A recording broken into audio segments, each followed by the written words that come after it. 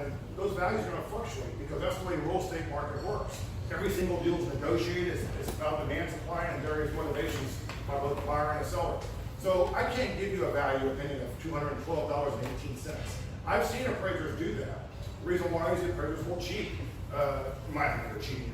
They're not really, but we got a variety of ways of concluding a final value opinion. And a lot of times these guys will take their 3 or 4 comps and they'll average them together and they'll say the average number is $212,042. And that's their value opinion on the property. They're not wrong from a strictly ethical standpoint, but in my opinion, I think they're misleading. They're trying to tell you by giving you a precise number that you can take this to the bank. This is a precise number. You will absolutely sell this property for this number. And that's not what we're telling you at all. We're giving you our opinion on what the most probable sales price is in the current market conditions. Now, a lot of appraisers in many markets might give a range of value. $210,000 to $220,000 for the value of this property. That is actually an accurate number, and it's a reliable approach to appraising. What we're doing is we're giving you the range of value that we came up with. I oftentimes will give you both. The property range of value came in between $210,000 and $218,000. My opinion, the most probable sales price is $212,000. I don't pick the middle, I don't pick the high, I don't pick the low. It depends on that particular appraisal on that property. So I recommend you do the same thing as your host like and say the value range of this property is from $200,000 and $215,000 depending on the finish out. The finish out can range from as cheap as $12,000 to as much as $22,000 depending on what you do to it. You're being completely honest with these guys when you come in, and you're building credibility. You're not misrepresenting. The first thing that someone's going to do when you put it in writing is they're going to try to find a way of proving you wrong, or find a way to lie to them or cheat. So when you put it in writing, leave yourself plenty of wiggle room, and you won't discredit yourself. Like we say, don't hunt for the family or dog, but hunt for the relationship. Absolutely. And again, it's a slower process. You'll find in the long run, you'll have longevity in this industry, and you'll last a lot longer. You want repeat clients. I explain this to my hard money clients all the time. I am not a one-off lender. I'd say 85% or more of my clients do not 2 deals or 3 deals, but 5, 6, 7, 8 deals with me. I have some clients that I've had for, sometimes I've had for as long as 10, 12 years that have done dozens and dozens and dozens and dozens of deals with them. One of my clients, I like to pick up him all the time. I've been with them for over 10 years, close to 14 years now. He's a loan officer for Bank of America, a commercial lender. Has excellent credit, has a very fat financial statement. Started out flipping houses in North Dallas and Addison, and now he's building $1 million homes. I've financed a dozen of his $1 million homes. I'm financing with hard money rates. Why does he keep coming to me? I treat him fair. He gets a value return. I'm not just loaning him his money. He's bankable. He can go to a bank and borrow money at 6%, 7%. But he's bankable. But he comes to me because when he brings me his blueprints, I spend at least 2 hours going over the blueprints with him to make recommendations on how to modify his floor plan, how to improve upon things, how to save some money here and there, cut a few corners. I teach him about the micro market he's building in. I know you built the same floor plan over here in Lakewood, but over here in Midway Hollow, the consumer's looking for this type of a product. So you need probably to tweak it, modify it. So I educate him about his markets. When he needs his draws, I'm not as tough as a bank sometimes. So I'll give him a little flexibility in the draws. So there's a variety of ways that I develop and cultivate a relationship with that particular client. Why do I do all that? And why does he keep coming back to me even though I'm charging him higher than bank rates? It's because that relationship is valuable. It's like I was telling you about the roofer and the plumber and the insurance agent.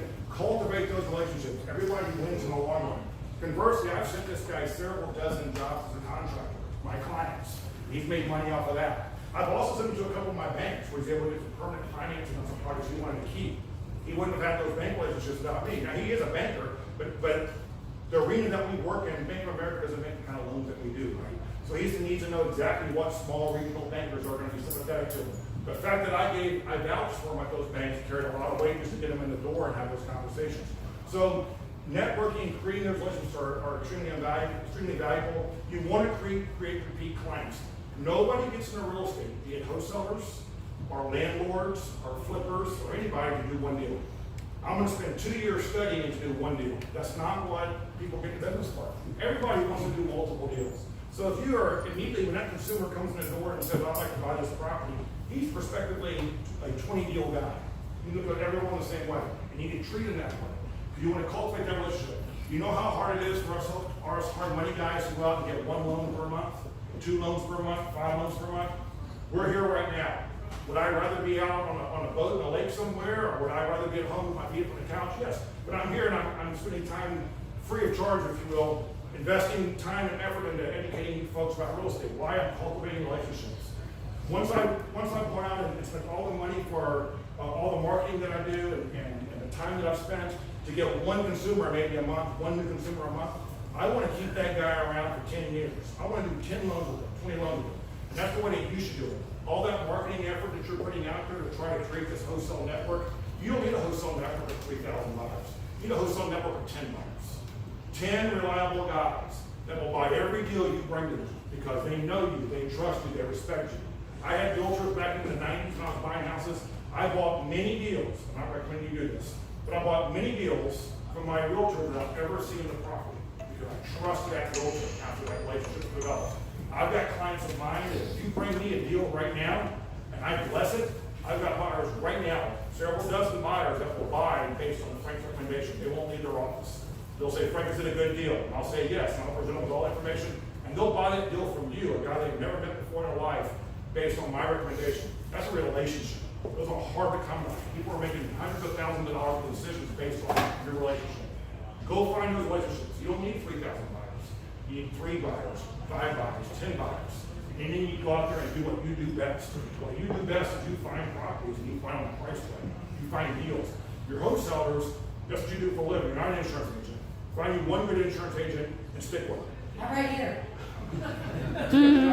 You're not mass marketers. That's not what you necessarily what you do best. What you do best is you get on a living room floor and you sell yourself and you buy property. That's what you do best. The selling part should take care of itself. If you do the buying part right, everything else is easy. So buy them right, price them right, and then when you represent them to consumers, represent them honestly, openly, leave yourself wiggle room. Don't tell us we're $212.18. It's not good. We're $212,000.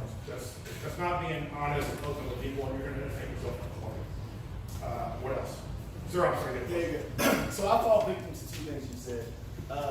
I do the rental rehab. I market my deals with the rental rehab, but I encourage wholesalers to go do a couple rehabs so you do know your numbers. So I know my numbers, so I can put that in there. Like, hey, this is going to cost you $10,000, $12,000, $15,000 because I've done rehabs. Also, build a relationship with your buyers to where you can sell your deals. I sell all my deals 75% to 85% because I built relationships like you were saying. So if you build those relationships, you can sell your deals like that. And I do 5 to 7 deals myself, by myself. So. Thank you. A month. Yeah, thank you. How many deals a month? 5 to 7. Awesome. That's great volume right there. I'm suspecting you're not making $25,000 per deal. So it ranges from 7,500 to 22 is my biggest deal this year. Those are great numbers. A lot of those stores that are doing 5 to 10 deals a month are, unless they have an office network of 6 or 7 people a month. If you're a mom and pop, the average $5,000 per flip is actually a pretty good number if you're doing that kind of volume. And frankly, you're making $300,000 a year if you're doing 5 deals a month at 5,000 apiece. So it's a healthy living. You should never cap your ability to make money. Make as much as you possibly can. But you have to be careful. Don't do it don't risk sacrificing your reputation to make an extra $1,000 or $2,000 or $3,000. If I can make 10 grand on property and make my consumer who I've done 5 deals with happy, I'm gonna make the 10 grand. There's no reason for me to scout one and make 25 because I can mislead them on a number, or when my heart's not in it, I know that there's a foundation problem, even though I get discovered it. Try to make fair deals for everybody, keep their reputation around, and keep those people coming back to you. I can't tell you people I've seen that have been short-sighted. I've done 6 or 8 or 10 deals with them, and then they burn me on something. And I look them straight in the eyes and think, never again. We'll never do this again. And they did over $3,000, and it's just bad business. Just don't do that. Right. Talking about what feasibility obsolescence is, how it affects the value. Also talk about comparables in different subdivisions, such as like Sparkman Club, which has a pool, community center. The next subdivision doesn't. And we talk about how if you have the largest house in the neighborhood, there's nothing in that neighborhood, how far you go out to find a comparable on that. Okay, so we're talking about complex valuations now. And I'm trying to keep this in context of wholesaling.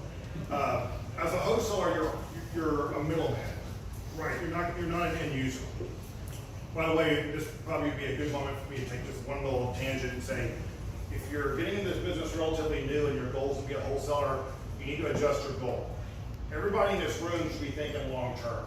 If you're getting out of your day job and getting into real estate because you're tired of flipping burgers and working for the man, if you become a wholesaler, guess what you're doing? You're flipping burgers.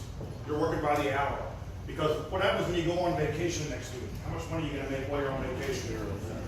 You need to have a long-term goal. It's okay to get into real estate with the idea that I'm going to start out by wholesaling. But ultimately, you have to diversify and get into other aspects of real estate investing so you can create a financial statement, and one day you can go retire, or at least go on vacation and not have to worry about chasing the next deal. If you're getting into real estate to be a wholesaler, you're flipping burgers. You're only as good as your next deal. And if you don't get a deal this month, guess what you're not going to happen? You're not going to take. So do not get into real estate and do not plan to get into real estate just to be a wholesaler. Not that there's anything wrong with being a wholesaler, but ultimately there's no end game there, unless you're taking your cash that you're making and investing it somewhere else outside of real estate. To that end, as a wholesaler, you should always have a plan B. So when I used to wholesale a lot of properties back in the 90s, I went to every living room and spoke to every buyer and said, I'm a buyer. I own rental properties. I flipped 12 houses last year. But I also have a network of investors and partners that will buy these properties off me. So I'm bidding $98,000 for your house. I'm telling you I'm going to close a week from Friday. Take it to the bank. Because the other 6 guys behind me are all wholesalers. They don't have any money. And they have no intention of closing on your property. They're going to flip it to somebody else. And if they can't find a buyer by a week from Friday, guess what's going to happen?